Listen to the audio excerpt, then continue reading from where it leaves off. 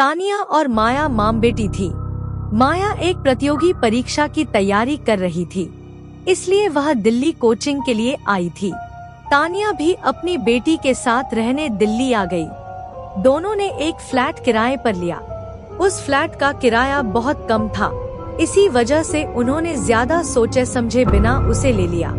शुरुआत के कुछ दिन सब कुछ सामान्य रहा।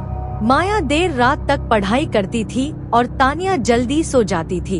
लेकिन कुछ ही दिनों बाद उस फ्लैट में अजीब घटनाएं होने लगी। एक रात माया अपने कमरे में पढ़ाई कर रही थी। उसकी माँ सो चुकी थी।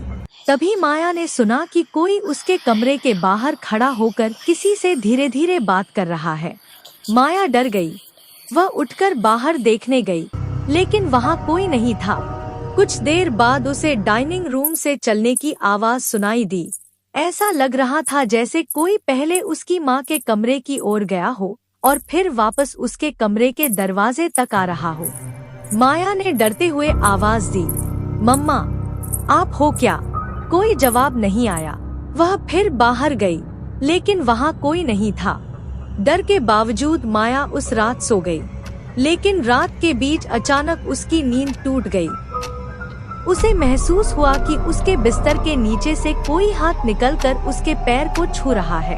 वह हाथ बहुत ठंडा था, बिल्कुल बर्फ जैसा। माया घबरा गई और तुरंत उठ बैठी।